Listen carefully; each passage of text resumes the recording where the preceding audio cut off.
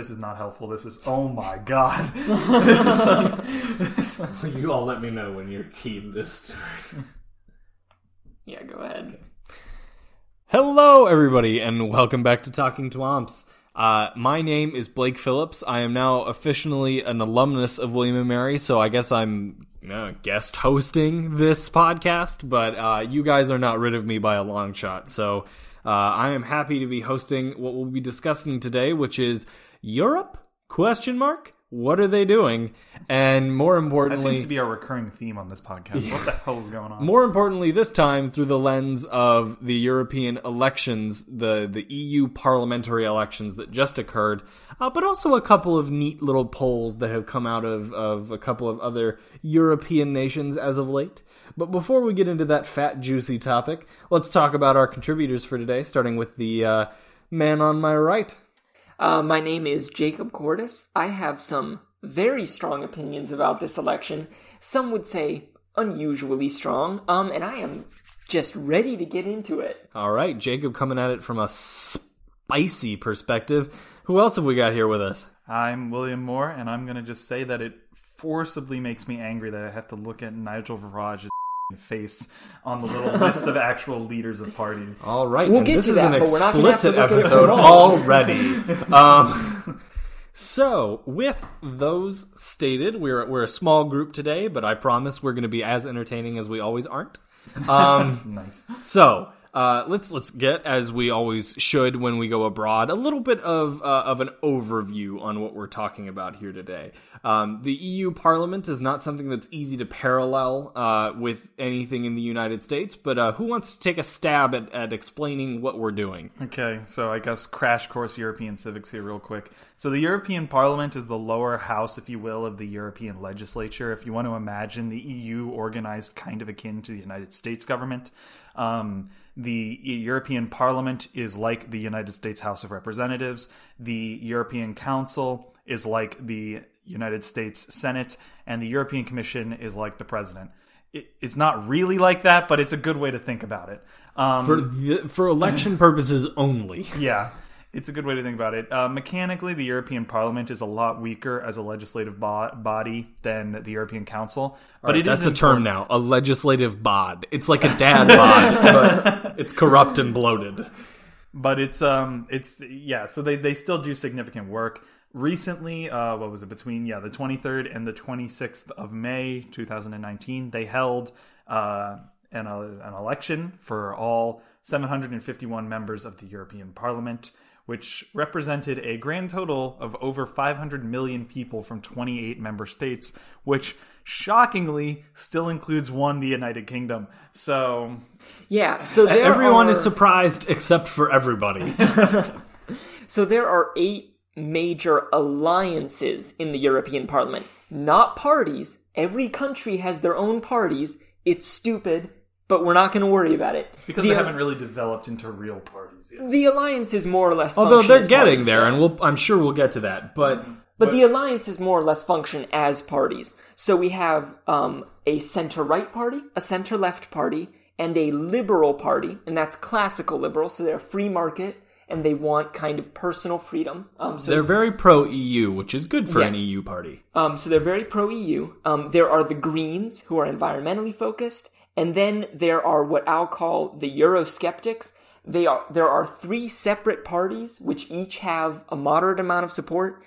All of them are functionally indistinguishable. They have petty squabbles within They're functionally themselves. They're functionally indistinguishable from each other at the EU level. Yes. And they're all Eurosceptics. So they either want the European Union to be less powerful or, on the extreme end, to not exist at all. So the 3 are the Eurosceptic fascists, the Eurosceptic European independentists, and the Eurosceptic leftists. However you want to parse that. The point is, we will be discussing them in this episode, but by and large, you don't really need to know their platforms as much as you need to know that they don't want to be in the European Union, which is why they run for seats in the European Union. And then, of course, there is the last and smallest now party in the European Parliament, the out-and-out communists, who are, in fact, representing parts of Ireland. No. Believe it or not. Parts of Northern Ireland. And no, the Northern District of the Republic of Ireland. No, that's not the communists. I think that's a Yeah, dark that blue. is. That's the GUE. Oh, I thought that was the Eurosceptic leftists. Oh, okay, all right, never mind then. So yeah, These parties also have their own names too. They aren't just called like the right wingers. Their names but we're are not all going to use them. terribly generic, except for the Greens. The Greens have a We'll nice use the name. Greens We'll probably- because you all know what that is. But Probably will also use the EPP because that's actually somewhat decently known because it's been kind of quote unquote the governing party and it has a lot of controversy as of late. The European People's Party, center right allegedly. It probably really is center right now that they kicked the Hungarians out, but that's I mean, they're really centrist. The They're Hungarians- pro-Europe, but who, for your all's reference, are the Eurosceptic fascists. yes. But we'll get back to all of this. So there's a lot of mechanics going on here, which on a good day is somewhat confusing, even to the Europeans, as I'm sure we'll get to. But there was something particularly interesting about these most recent results.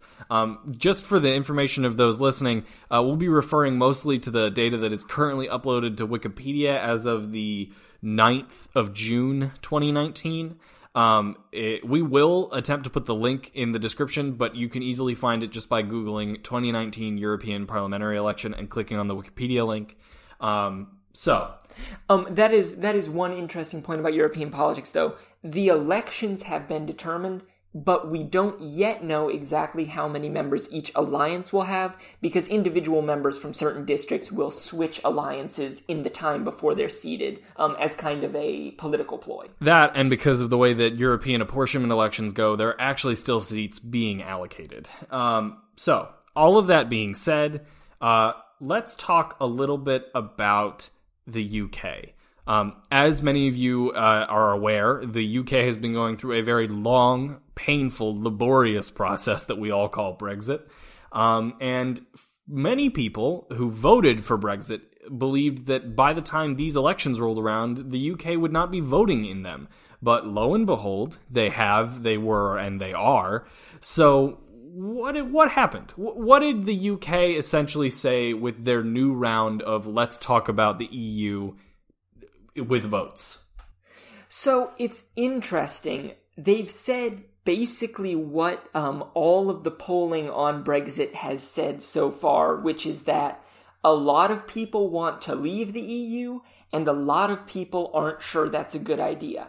Now, a lot of headlines are going to say, and they'll be right technically, that Nigel Farage's EFDD, it's a Brexit party, basically. This is the anti-EU independentists. Yeah. So they are anti-EU and they want to leave the EU, essentially. They won overwhelmingly. And that's true, but... Although, interestingly, also carried southern Italy. On their own candidates. So they did win a plurality in the United Kingdom. But they didn't win an outright majority. They won, I think it was around 45% of the total vote, and the rest of it was split between a bunch of different parties. The Lib Dems, the Greens, the Conservatives, Labour, all of them were split off. What unites those opposition parties is that they are all pro-European Union to some extent or another. Basically, if this was a sort of makeshift second referendum on Brexit, it returned the same result we've had from every other poll. Just under 50% support Brexit, just under 50% oppose it, and there's a small swing block of voters who just aren't sure. They probably need to make a decision pretty soon, though, otherwise it's going to be made for them. It also returns kind of what you would expect from the geographics of the vote as well. The constituencies that at least I've read they've carried were in the countryside of England and in Wales for the Eurosceptic side of British politics. But London itself, as well as Scotland to a great extent, are still very vehemently... And Northern Ireland. And Northern Ireland are still very vehemently pro-EU. So... That's exciting. So the UK surprising some voters simply by being a part of the EU parliamentary elections this time around, but not altogether that shocking in the results because it seems to have mirrored the results of both the referendum and all of the polls since. What do we expect their delegates to do once they hit the EU parliament? I mean, this is the question. You know, the UK is... Well, so let's talk a little bit about the results overall. Really, the UK is a sideshow in this, because although they are a large constituency, they are slated to leave very soon, one way or another. What's interesting is this is the first round of European elections since the establishment of the European Parliament in which the European People's Party and the S&D, so the center-left and the center-right party, collectively do not have enough seats to form a majority. This is huge, okay? These two parties have always, for better or for worse, been able to collectively form a majority in the parliament and govern as kind of a centrist grand coalition. And they're not going to be able to do that anymore. They're going to have to reach out and find other partners, like the ALDE, the Liberal Party. Now, as far as Britain's role in this, it's going to be kind of a disappointment, I think, for these nationalist, Eurosceptic parties. Sure, they picked up some seats in Great Britain this time around, but if you look at the actual numbers on how they performed, they, first of all, only picked up 22 net seats in general. Of those seats, 8... as far as I understand, 12, but then you see the ECR lost so the ECR lost 13. One of them gained 22, and one of them gained 12. Gotcha. So on balance, they gained about 22. And about 8 of those seats came from the UK, were gained in the UK. So when the UK leaves, I think we're going to see Euroscepticism fall apart as a political force. Once the UK exits, they have no base of support, no chance of getting into government in the EU, and really no chance of mainstreaming their ideas. Well, let's talk about the only other place where they really demonstrated in this election any really strong coalition sense of support, which is Germany. Let's talk a little bit about, first, the results from the EU elections in Germany, and then a little bit about German politics as they stand currently, basically as a reflection of this vote. So who wants to take on essentially what the AfD managed to pull off in Germany during this election? Yeah, so the AfD, which represents one of the three, they coalition with one of the three Eurosceptic alliances, they managed to gain 4 seats and to top out at 11 seats in the European Parliament out of, I want to be clear, 96 seats for Germany. What's interesting is that while the AfD has risen in terms of the European Parliament since the last election in 2014, this represents a decline in their support domestically in Germany. Since the last election, where Angela Merkel entered her last term as chancellor, the AfD has been on a steady decline. Their support has basically been eroded by the CDU, kind of welcoming those voters back into the party. The AfD, they're rising on the European stage, but that's only because it's been so long since the last election, when the AfD wasn't even really a domestic political force yet, much less an international one. All right, so let's take a quick break from Germany. We may yet come back. But we always come back to Germany. Staying on the EU track for the moment, let's hop over to Europe's awkward former landlord, France, and talk a little bit about what happened there. As we all know, the current president, Emmanuel Macron, represents a party that is essentially built around him. It has core principles, but it doesn't really have much aside from what Macron says is what our party believes. what effect did that have on the dynamics of this election? Did Front National, the sort of extremist party in... Excusez-moi, c'est le Rassemblement National. Yeah, right, exactly. The other Front National name... No, it's the same party. They changed their name. Did they just... Oh, my bad, I missed that. Okay, no, so there you go. They changed their name. It's the same party. Sorry, the new party that is the same party. How did they do in this new round? What does this mean maybe for internal French politics? And more importantly, what are they contributing to the conversation in the EU about what the EU's future looks like? So, domestically in French politics, President Macron is very, I guess, he's a besieged president, which is a pretty standard happening in French politics. France very rarely has more than a one-term president. Right, if a president isn't under siege in France, it's an unusual day. Yeah, that is the case. So as per what is expected, thanks to, Le Gilets Jaunes protests and what have you, President Macron and La République En Marche, his big party, along with their alliance members, they're just shorthand called the Modems, I don't actually remember what their full name is, are kind of under siege domestically. However, you have to remember, they were elected not too long ago now at this point, and they didn't really exist as a party in the European sphere. So basically, all the seats that they have now are the seats they've picked up in its entirety. And it's about what you would expect at the end of the day from a French realignment, is that La République En Marche, just because by virtue of the fact that it is the governing party and it still enjoys some support in France, a significant amount, it gained a fair number of seats in the European Parliament. The traditional leftist parties kind of lost ground, but that's to be expected. They're still not very popular in France.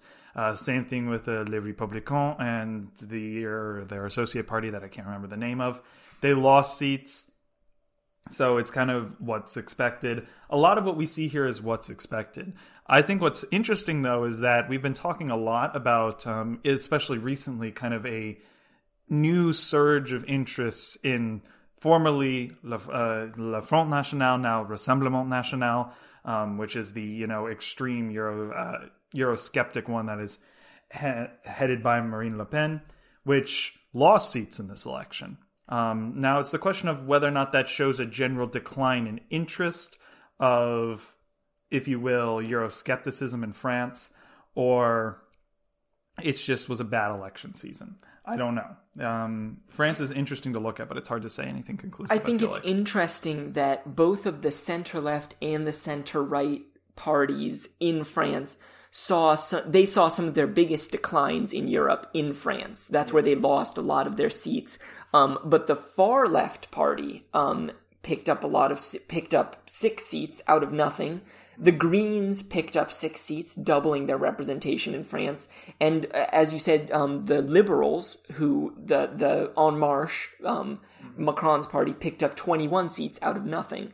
I think what we're kind of getting a picture of, looking at Germany and France, who are the mainstays of the European Union, is that what's happening in Great Britain is really out of left field. It is the outlier, not the rule. Well, it is Great Britain. It's not Europe. It's just their deal. Yeah, because Britain, as Britain has always had this, conservative push. And I don't think France also has had that kind of push back against a lot of what it perceives as European dominance type of thing on French politics or what have you.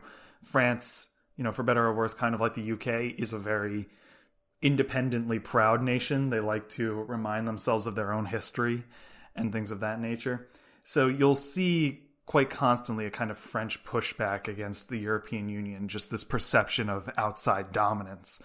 And I think it is interesting, though, that you bring up what would be perceived as the far left in France, although not the extreme far left, because that's le parti Trotskyiste, the ones who are actively talking for a world revolution type of thing. They're interesting to talk about, but they did gain some seats, really entering the parliament for a first time. I'm curious to see if this will translate into the next proper French election, because they got obliterated in the last election. The left did.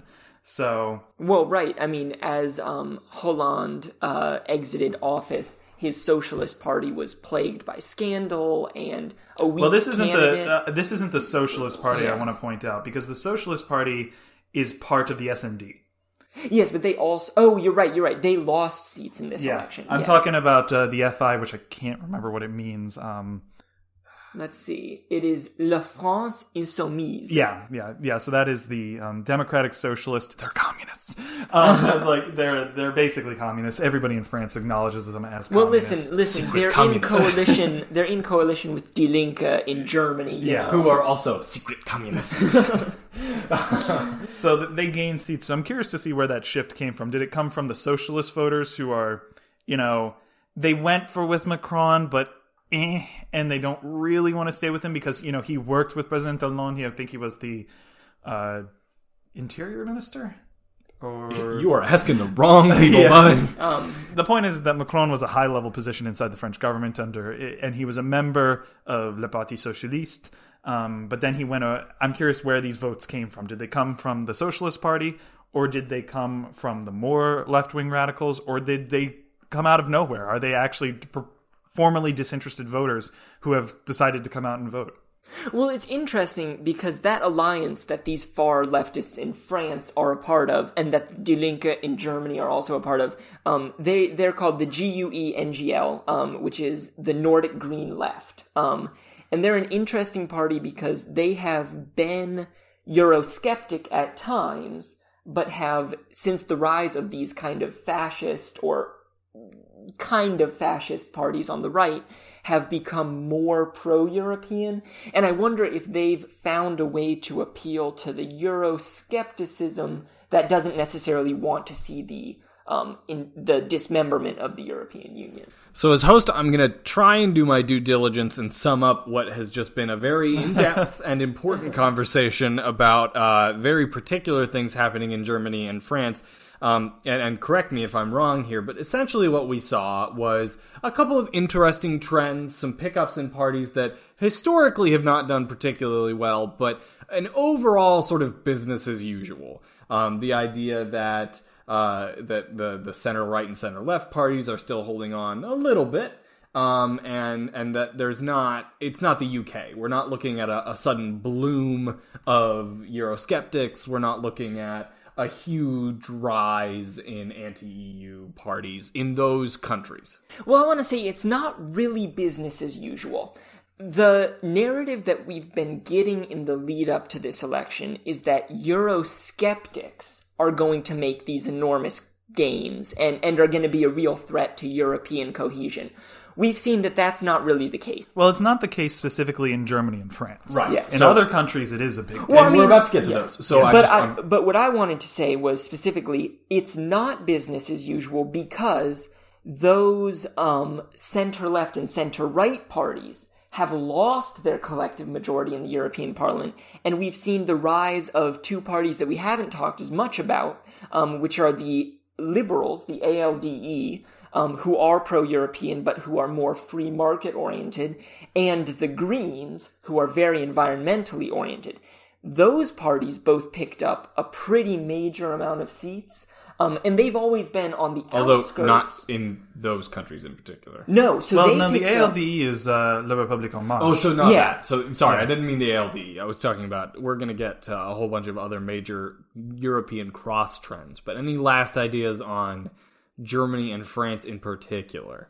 So with Germany and France, the Greens picked up support in Germany, which is a trend that we're seeing in their domestic politics. The Greens, I think, are going to become the new leaders of the left in Germany, and I think they may also be positioned to take a similar position in France. But overall, we're seeing the Greens and the Liberals becoming...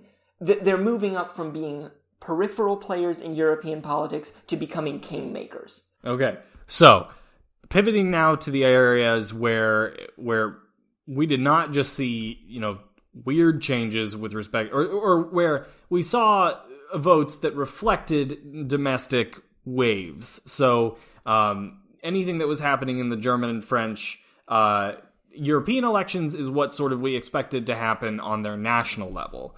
Let's talk a little bit about Southern Europe, particularly Spain and Greece. Spain, the only country who went majorly for... Spain and Portugal.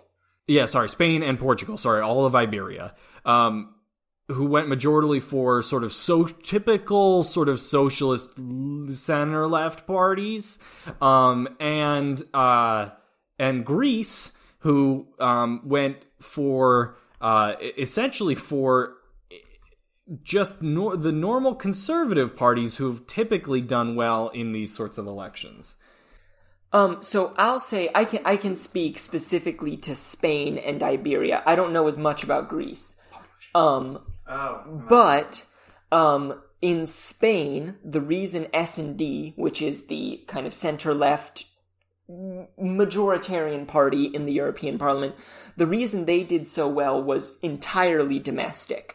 The conservative government in Spain just lost a domestic election, terribly. Their prime minister, who had to resign, has been brought up on corruption charges, and it seems like those charges are going to spread through the party. There was basically a scheme throughout the party, and so the center-left party in Spain, I think, did very well as a result of that domestic political swell that's seen increasing support for domestic center-left parties. The same is true in Portugal. A kind of similar dynamic has played out. And Portugal has traditionally had very strong support for the center-left. As far as Greece goes, though, I'm not really sure what's happening there, because they have traditionally had very large far-left support. They have, though it has swung a lot in recent years. Pretty much since the financial crisis, the Greek political sphere has gotten really thrown up and around, because ever since really they were kind of forced to do the austerity measures, which were extremely unpopular in Greece. Even if they might have been the best solution, they were very unpopular just by the nature of what they had to do. The government that had to implement those things, or basically face the equivalent of national bankruptcy, has been voted out now basically twice. I mean, that's German engineering. Yeah, that's the power of German engineering. So it's just interesting to see that now it seems to me that it's kind of shifted back a bit more in Greece, where Syriza, at least a few years ago, was the governing coalition of Greece. I don't know if it still is. It is currently the minority government. The minority government. But now it seems like a bunch of weird support party kickouts. But now it seems like they've shifted back towards the right, towards the center-right party. If I had to take a stab at it, it's probably not because the center-right has gotten any more popular, but because Syriza has lost so much credibility after having to accept those austerity measures that you mentioned, William. And the idea that it's not like the Greek voters really like the conservatives. They don't really like anybody. They just don't like who's the person in charge, basically taking away their handouts. Right, because even their far-left party has failed them, so they just sort of resorted to baseline. But interesting to watch happen, especially as Greece tries to grapple with who they are and what they're going to be. Mm-hmm. And their crippling public debt. Right. I don't want to spend too much time on this country simply because its trends are so isolated to its own, what I will contend, broken political system.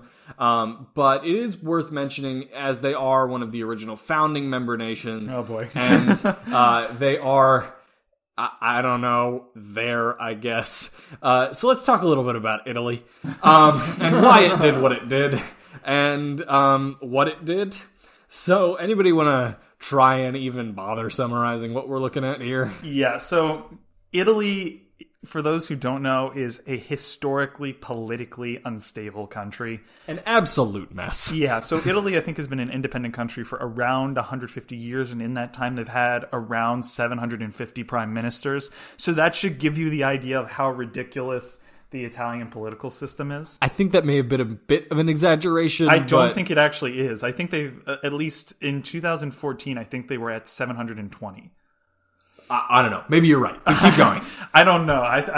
It might be an exaggeration. Don't quote me. I was under the impression that since they became a democracy, it's been an average of one prime minister every 9 months, which would not quite be 750, but would be historically high. Yeah. But William, I'll defer back to you on explaining how that instability has influenced the European elections this time around. So the way that it's influenced it is it means that once again the Italians are kind of at it, like, attacking what would be the traditionally dominant and governing parties, and what we saw in the Italian elections as well, shifted over to a brand new party, and in this case a brand new alliance, which is now just simply called in Italy the League. It's Lega Nord. Yeah. It's the League, and they also have a sister party that's called the Five Star Alliance. Not a sister party. Not a sister party. Not Very a sister important party. that it's not a sister party. They hate each other. They just happen to be the two biggest parties. Yeah, well, there you go. But Italy's had an enormous rightward turn. But the kind of traditional binary of left and right is not quite accurate. Sorry, I'm just like... So we mentioned the two largest... Well, so the three largest parties are the socialists, who are just... So as an aside, we're just going to tack a little asterisk onto the next, I don't know, probably 5 minutes of conversation. Everything we say is qualified by the fact that no labels apply appropriately to anything that is happening in Italy right now. Continue. Yes. So there is a Democratic Party in Italy, which is a social democratic party, and they're the traditional leftist party. Are you talking about the PD? Yeah. They are the second largest party that the Italians put forward for the European Parliament. They're not major players. Well, and they just got shreked during this last election. They lost a lot of support. Absolutely destroyed. The two kind of rising parties are the Five Star Movement, which is primarily Southern supported, and has a strange blend of nationalism and kind of social democratic ideas. It's very populist, but they also support a lot of kind of state intervention in the economy to support the South's development. Do you hate what's going on right now, but really don't have an idea of what you think would be going better? The Five Star Movement. Basically sums up Italian politics. And then the other one, of course, is Lega Nord. They are, as the name suggests, primarily supported in Milan and other northern cities, and they are very much solidly on the right. They're populists, but they butt heads with the Five Star Movement on just about everything they try to do. I believe the government of Italy actually just dissolved because they couldn't agree over a policy on a bunch of different stuff. Although it's worth noting, they are really conservative right until it comes to northern welfare programs, and then all of a sudden, super socialist. So, keep that in mind. Well, yeah, it's that's Italian politics for you, is that you cannot attack your own base no matter what happens. No matter what your appearance of perception is, it's the other people. You have to do that too. So I'm going to give you both 2 sentences to sum up Italy. Oh boy. What just happened in the European elections? What's happening domestically? I don't care. You get 2 sentences. Go. They are incredibly divided, but nobody has any idea what the actual issues are. Really big groundswell of, the League across the board, including in domestic politics and on the European level, that indicates a real issue with the current European situation, I imagine, around accepting migrants. Because Italy has problems with that, in many different ways. So, speaking of accepting migrants, let's talk about the Eastern countries. As we've hinted at a little bit here, recently, but not as recently, one of the biggest EU issues has been migration, immigrants, who has to accept them, who doesn't. So let's talk a little bit about the countries that have answered that question rather vehemently with a big no, and talk about Poland, talk about Hungary, and to a lesser extent, talk about the Czech Republic and a couple of other countries over there. So what's happening? What happened? What's going on with them? Well, so it's interesting. Hungary, which is a vehemently anti-immigrant country locally in domestic politics, does not actually have candidates for any of the 3 Eurosceptic parties. Now, that being said, Fidesz, which is the party of the Prime Minister of Hungary, Viktor Orban, is currently thinking of leaving the center-right alliance in the European Parliament and moving over to one of those Eurosceptic parties.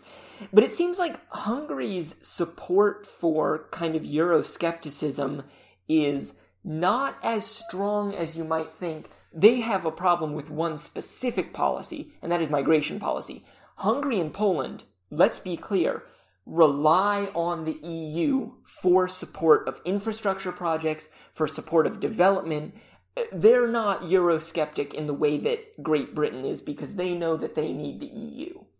In many ways, I feel like almost Euroscepticism doesn't, like the word as it's been defined now, almost doesn't apply to these countries, just because they're not interested in dismantling the EU. They're not interested in leaving it, but they're interested in using the EU's institutions to forward their specific political ends, which seem to be against the major dominant ideology of many of the leading parties of the European Union.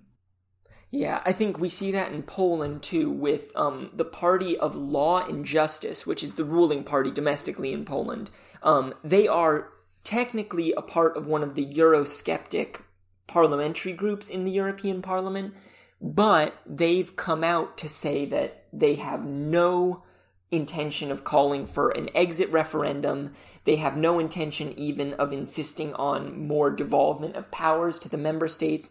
They just want to make sure that the European institutions benefit Poland specifically. Although Poland, of course, is now dealing with censure from the European Commission around their repression of free speech and of opposition parties. All right, and that brings us to the point in our program where we have to insert a little bit of an ad here.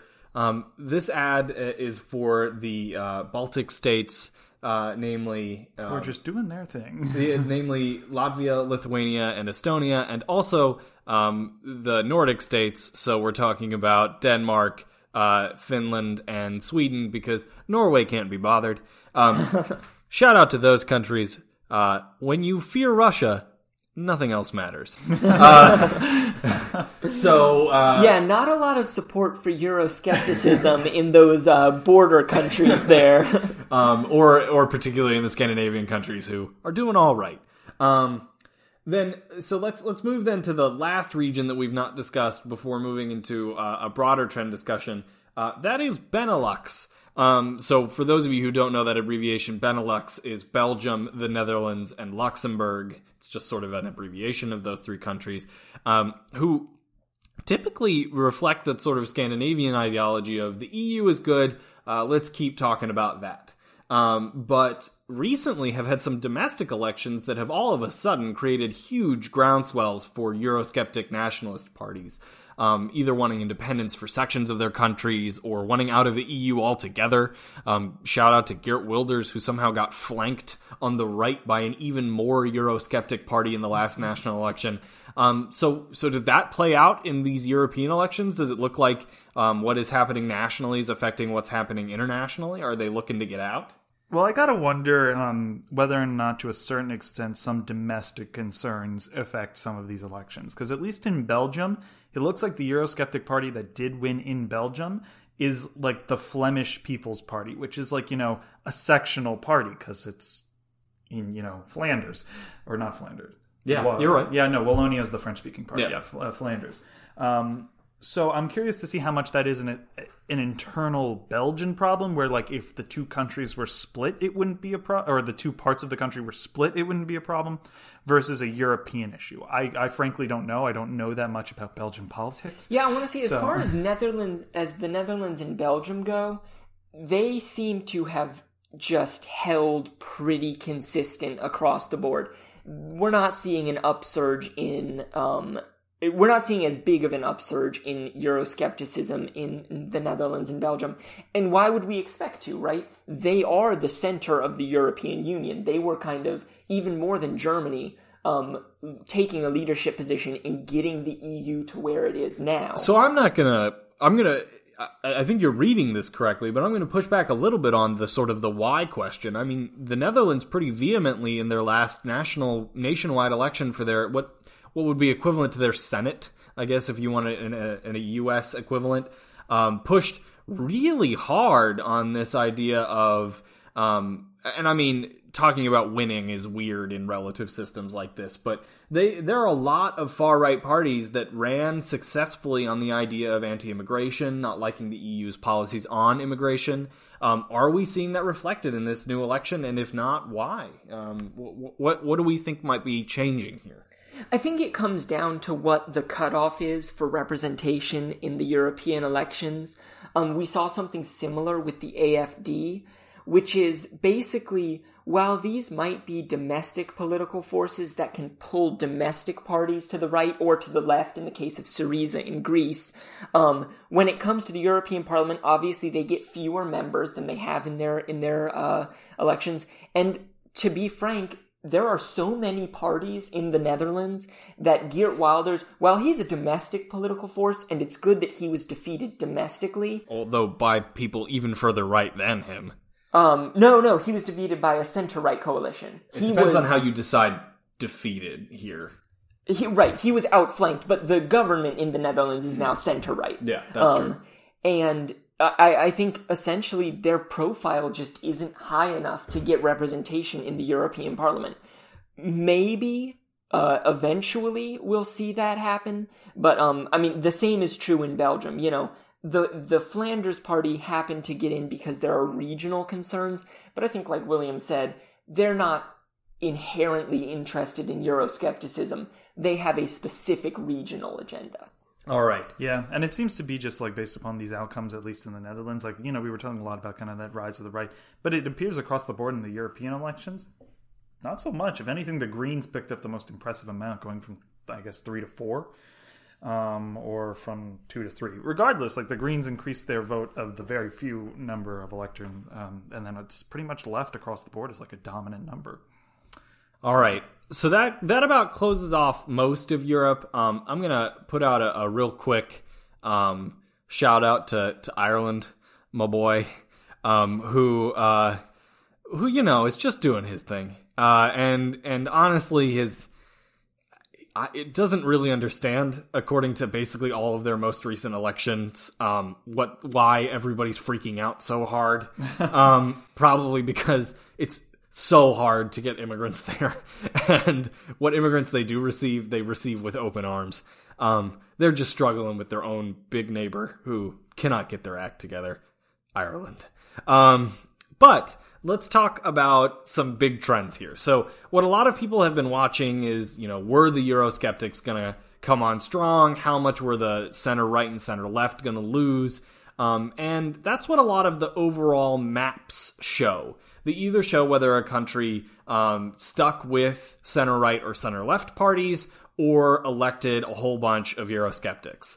But what the map colors don't really reflect is a trend that I think Jacob is probably itching to discuss here, which is one party's particularly large win across the board. Jacob, you want to jump in on that?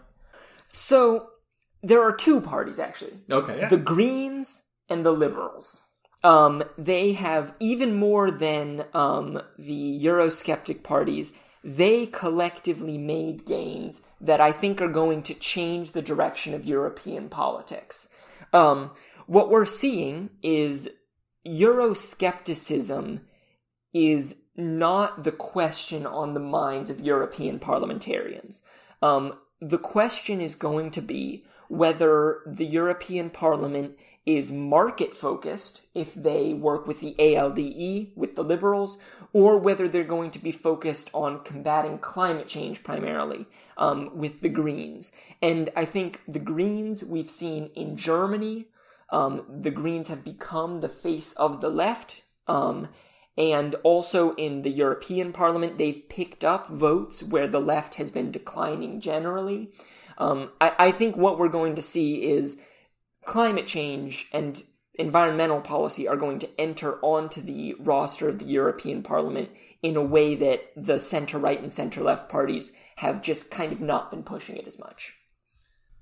Well, as probably more of an active agenda point, because when they've been pushed, at least on the European level, the Commission and to a certain extent the Parliament have,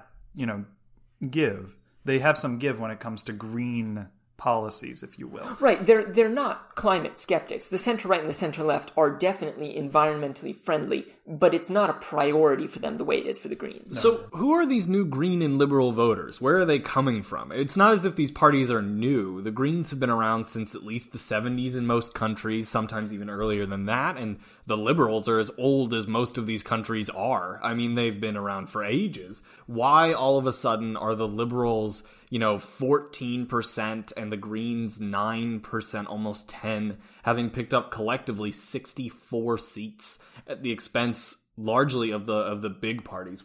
Where are these voters coming from? I mean, obviously from the big parties, but why? Where are they going? Why are they going there? I mean, I think there's almost a perfect encapsulation of it here, which is that the EPP, the center-right party, seems to have lost 37 seats, and the Liberals picked up 37 seats.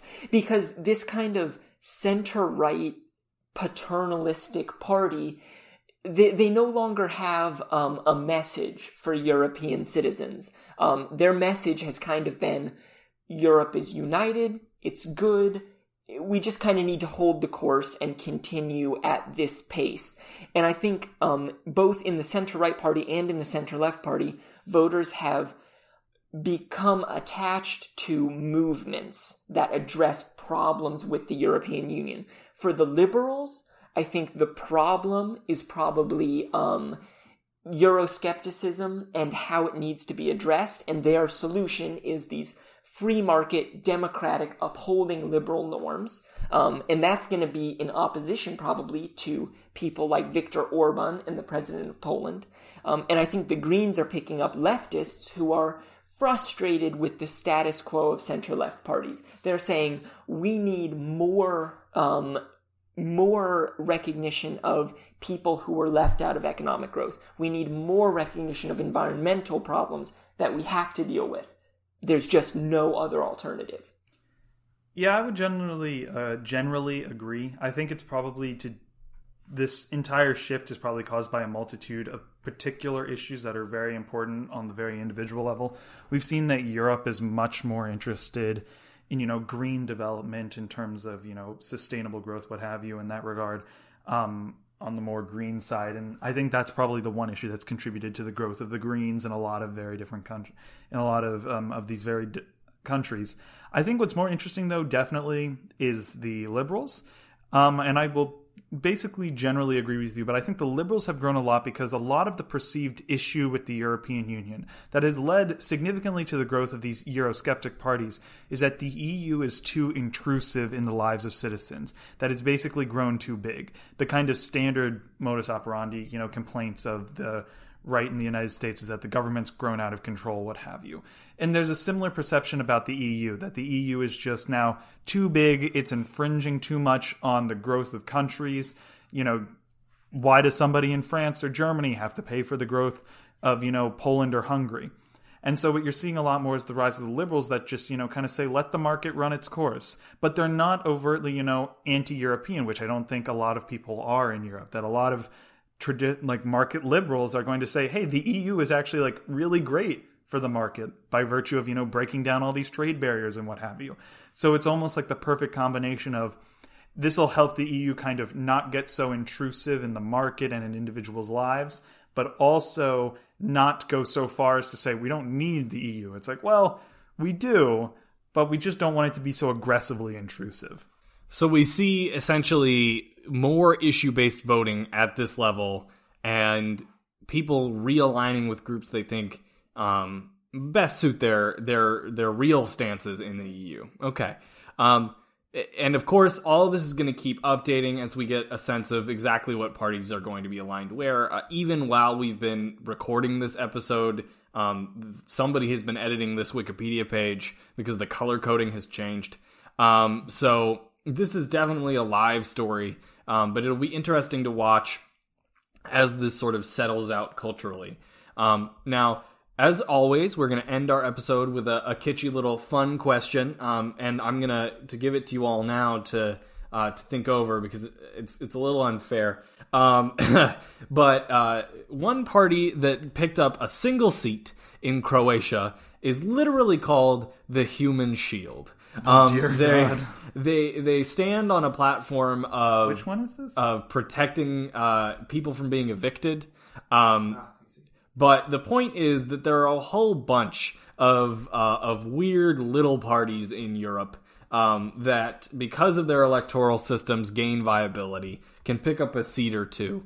Do either of you have a particularly a tiny party that you've either read little articles about or may not really get any pull either internationally or nationally, but you think they're cute and fun, or they've got a neat little platform and you want to talk about it. So mull that over. But just as a reminder to listeners, we are a member of the William & Mary Podcasting Network. You can find other podcasts like this one, but others very unlike this one, in comedy podcasts, sports podcasts, whatever might interest you, simply by going on wherever you listen to podcasts and searching Podcasting Network, the @ symbol, and then capital W, capital M. And so that's the Podcasting Network @ William & Mary. And go ahead and give that a look. Otherwise, just a quick reminder that these are all editorial opinions. They don't reflect the stances of the college, though. If you can find a William & Mary stance on EU politics, I'll pay you money. So thanks for listening. Now everybody, your favorite tiny party that just doesn't make any sense, but it's fun. So I'm going to lead us off here with a name that's going to be familiar to most Germans, actually. Die Partei, which stands for Die Partei für Arbeit, Rechtsstaat, Tierschutz, Elternförderung und Basisdemokratische Initiative, which is an acronym that shortens to Die Partei. Which, for those of you who don't know, is the German word for political party, Die Partei. So they made a cute little acronym. And their self-described ideology is Dadaism and extreme center. They're Damn radical party, centrists. Yeah, they're radical centrists. Well, actually, traditionally, if you had to put them on the platform, you would call them probably leftists. They are the party of a satirical magazine in Germany, and they have 2 seats in the European Parliament. 2 actual seats. And I think, to be perfectly honest, we need more parties like this. They believe in a lot of things that I support, although I don't know about their support for the promotion of elitism.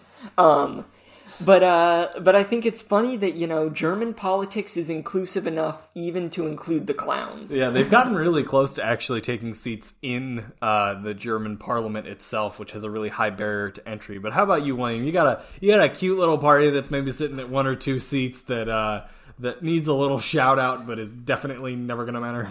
Yeah, well, mine's not as, I guess, funny as Jacob's, but mine is the Volt Europa one. Not Volt with like a U, which sounds really kind of right-wing, but VOLT, which is basically a European Federalist Party, which is kind of neat because, they're a pro-European Union, kind of more further integration, eventually making, the European government like a real government. It's going to be like a real boy.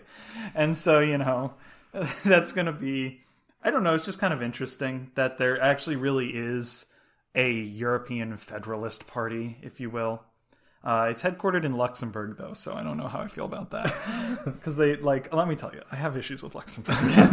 I would like to point out the slogan of the youth wing of Die Partei, which is called the Hintner Youth, is we need a children's and youth wing because we need a children and youth's wing. They know what they're doing. Yeah. All right. Well, I also need to briefly reference the fact that I could not find where the statistic came up of over 700 heads of state or whatever for Italy, but I'm going to push it that at least in my mind was that round number, thanks to John Green's Crash Course World History, where he made some joking, or Crash Course US History, where he made some joking reference to the number of heads of state or something that Italy has had. Well, thank you all for contributing, and thank you all listeners for listening. We really appreciate it. Have a good one.